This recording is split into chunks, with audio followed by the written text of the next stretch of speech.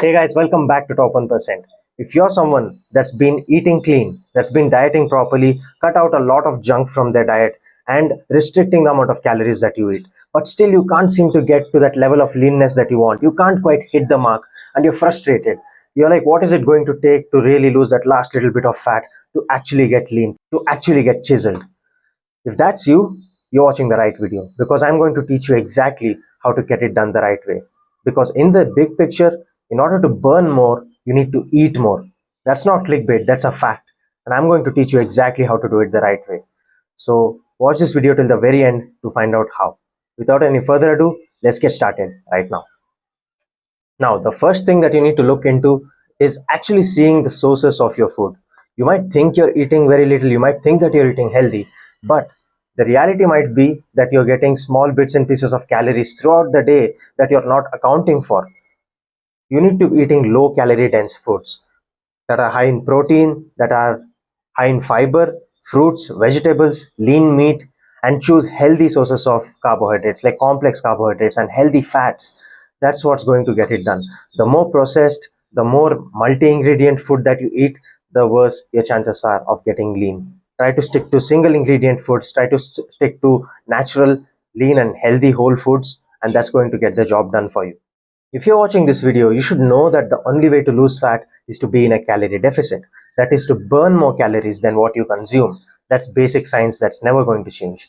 Now, how do you actually make sure you're doing that? If you're in a very small calorie deficit, it's hard to really stay on track. You might overshoot calories unintentionally sometimes, and the rate of weight loss is so slow that it kind of demotivates you and it's not going to keep you on track. And over time, what it does is it slowly starts eating at your metabolism, and your metabolism gets slowed down because you need to be in a calorie deficit for a very long time when you're cutting out very little calories, and your new maintenance calories drops down as well, which means guess what, you get to eat lesser food in order to burn the same amount of fat, and that's not fun for anyone.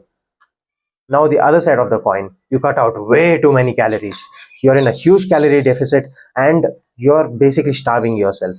You're not enjoying your diet, it's not sustainable, and it's really torture. That's what it is. And in this case, you're going to lose muscle as well. And you lose muscle, it's going to hit your metabolism again, and you're going to be weaker, your energy levels are going to be affected, your mood is going to be worse. You're not going to burn just fat, you're going to lose muscle, and that's not good. So, what's the solution really? The solution is to strike the right balance. That is to eat not too little calories and not too many calories. I would recommend you cut out about 25% of your total calories. That is, average person needs to eat about 2000 calories to maintain. You remove 25% of it, which is 1500 calories in a day. That is decent. That's going to let you lose weight at a definite and sustainable rate. And once you reach your goal, once you reach a weight where you're plateaued, you hit your maintenance again, and then you slowly take some time off from being in a calorie deficit. Do not be in a calorie deficit for more than 3 or 4 months at a time. Even that is pushing it a little too much. What happens is your new maintenance calories kind of goes down, and then you get to eat lesser and lesser calories to burn the same amount of fat. That's why you get stagnated at a certain weight after cutting out so much from your diet, because it's not helping anymore. So once you hit a plateau after making a decent amount of progress with fat loss, you work back up to maintenance. This is called reverse dieting. So in that example I gave you earlier, if you're cutting down by using 1500 calories per day when your maintenance was 2000, work your way back up to 2000 calories, maybe even a little bit more than that. And you can add roughly 100 or 150 calories per week. Each week you're increasing 100 and 150 calories until you gain back some of that weight. And the beauty is you're not going to be gaining back fat.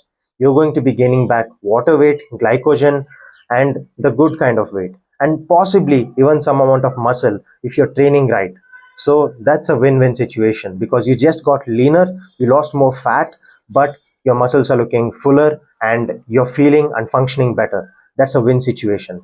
And that magic is called reverse dieting. So let's say you followed the steps that I told you. First off, cut off about 25% of your total calories and lose a good amount of fat while not hurting your metabolism and being efficient. After that, once you hit a plateau, you add 100 to 150 calories per week so that you work your way back up to maintenance, maybe slightly above that.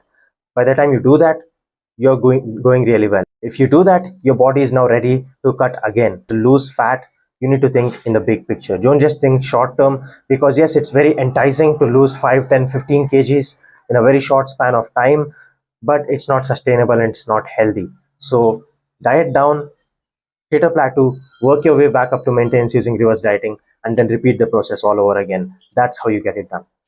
Now I explained how to do it the right way, but if you're still lost in the shuffle, you're completely confused, don't know where to begin, you just need to Google TDEE calculator, that is Total Daily Energy Expenditure Calculator, and that will basically help you find out your maintenance calories. And then if you know how to track calories, you know how to diet down, you can make it very feasible and very effective. But if you're still confused, you need guidance step by step, I'm here for you. You can hit me up on my Instagram, or you can email me. You can see how to contact me in the description of this video, and I'll be more than happy to help you out. Now, if you enjoyed this video, be sure to hit the thumbs up button, comment down below what you want me to cover in the future, hit the subscribe button and the bell icon, and watch this video right here, and that will definitely help you out. Until next time, take care, stay hungry.